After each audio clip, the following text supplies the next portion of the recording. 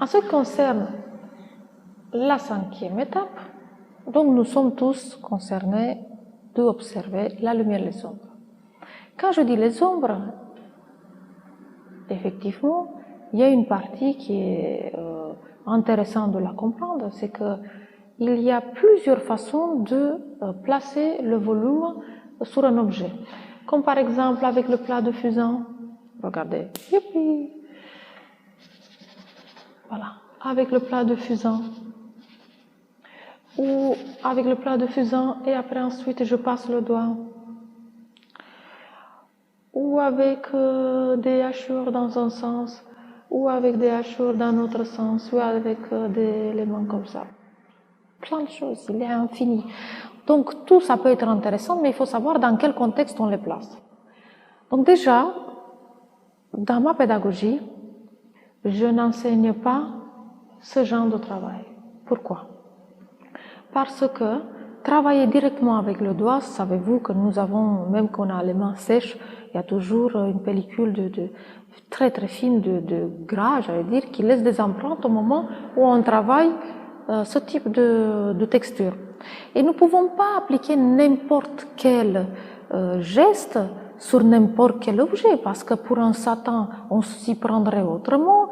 Pour la pierre, on travaillera avec un autre type de hachure.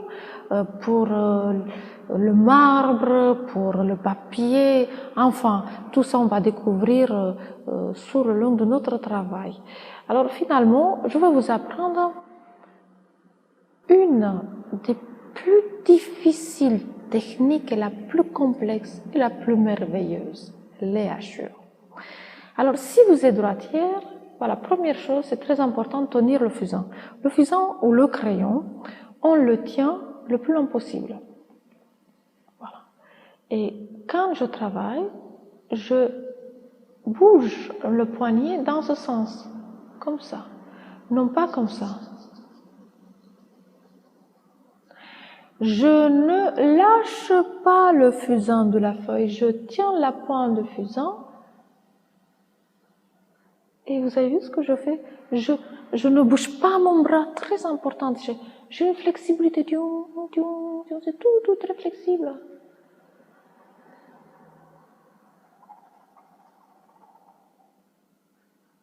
Jamais faire des hachures dans l'autre sens qui se croisent. Pourquoi? C'est comme si vous annulez ce que vous venez de dire.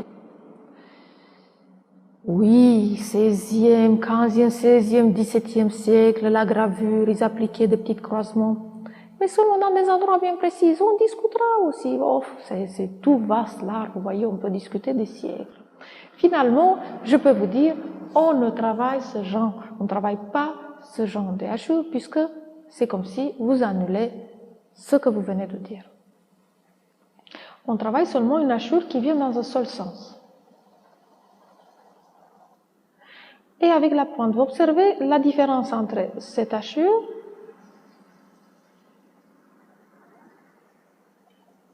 et cette hachure.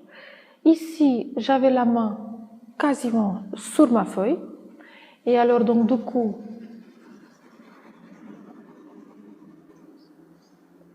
les hachures devenaient comme si j'ai appliqué le plat de fusain. Voilà. Et donc ça, c'est un aspect qui est très important. Quand je veux rendre le grain de la pierre ou de la matière, vaste programme. Et là, je ne tiens pas la main collée sur la feuille. Je la soulève pour obtenir justement les hachures. Alors les hachures vont me permettre quoi? À quoi ça sert ces hachures?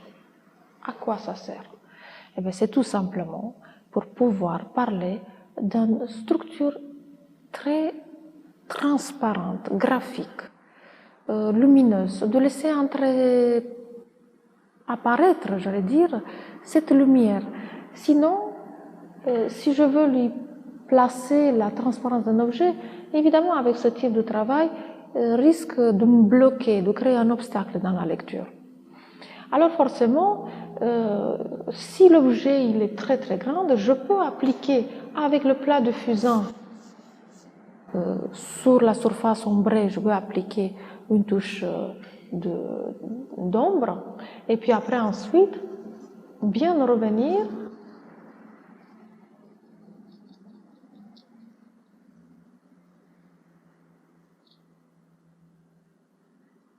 avec une hachure qui va lui créer justement cette transparence. Les hachures doivent être inclinées environ à 45 degrés. Imaginez-vous que vous avez un objet qui fait au moins 2 mètres et que vous avez commencé à faire des hachures en vertical. Vous imaginez comment vous ferez?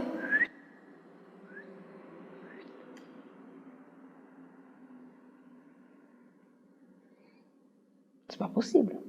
Donc finalement, une hachure de 45 degrés va vous permettre d'aller très confortablement du très haut de votre composition jusqu'à très bas.